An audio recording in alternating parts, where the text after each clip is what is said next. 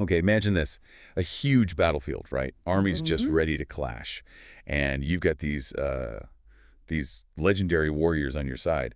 Real heavy hitters. Yeah, the best of the best. Exactly. Now, the commander, he's standing right there, moments before it all kicks off. He's about to give his first direct order. What do you think it's going to be? Something inspiring. A Y- charge. You'd think so. But get ready for a bit of a twist here.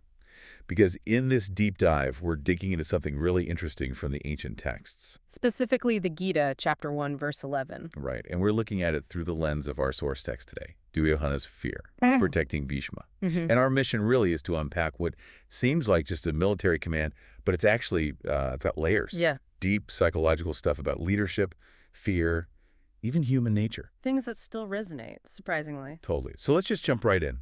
Duryodhana, he's the commander we're talking about. His very first direct command is this. So all of you, in your respective formations, stay ready Okay, standard enough so far. and protect Bhishma from all sides. Ah, there it is. Protect Bhishma. Yeah, isn't that kind of surprising? I mean, think about it. He's got guys like Karna, Kripa, Ashwatthama, absolute powerhouses. Legends, really. Each one could probably turn the tide. Right. And his first order, not attack this flank or hold the center, it's protect this one guy.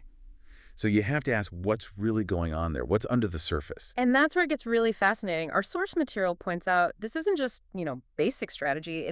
It's telling us a lot about Duryodhana's own mind, his internal state. How so? Well, the source uses a great analogy. Think about like a football match. Okay. Imagine the coach pulls the whole team together and says, forget scoring for now. Everybody just protect the goalkeeper. Huh.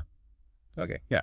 You wouldn't expect that. Exactly. It means the coach knows, absolutely knows, who the real pillar of the team is. The one person who, if they go down... Then the whole game is lost. Morale collapses. Yeah, Everything. precisely. It shows the coach understands where the core strength lies and maybe, just maybe, feels a bit anxious about it. He knows who must not fall. Wow, okay. That analogy really drives it home. Mm. So it's less about tactics and more about his own psychology, his confidence or lack thereof. It's profoundly revealing, yeah. The source makes the point that Duryodhana, he usually projects this image of absolute confidence, almost arrogance. That's But here, his very first command, he's basically saying, protect my foundation. He knew deep down that Bhishma wasn't just another great warrior. He was the tactical anchor, maybe even the spiritual anchor for his whole army. A bedrock. The bedrock, exactly. So that initial swagger we see, it's already like cracking a little. It's shifting into this cautious fear.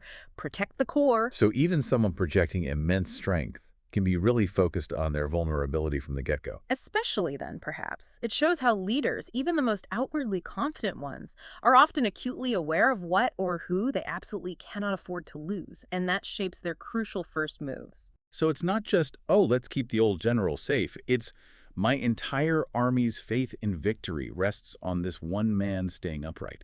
It's like checking your climbing rope a dozen times before you even touch the rock face. You know that's the linchpin. Exactly. And the source connects this to broader insights, things that apply well beyond ancient battlefields. It says, even the mighty seek protection when their faith is weak.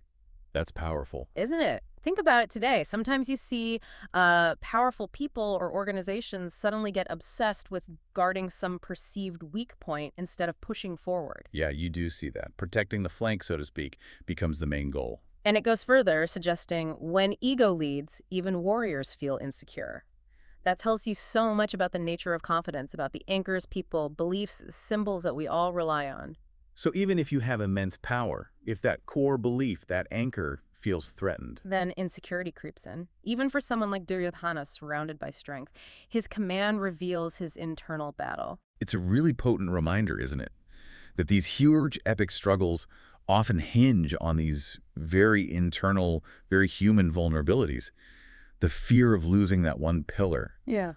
It could dictate everything before a single blow is struck. It's like a psychological war happening inside the bigger war. Yeah, a battle of fear versus faith playing out in the commander's mind. Which brings us to this really compelling final thought from the source material, something for all of us to maybe chew on. Okay. What happens when the anchor becomes the shield?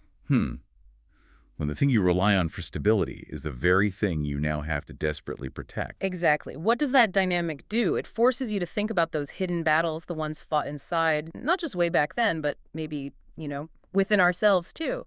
That psychological war within the war.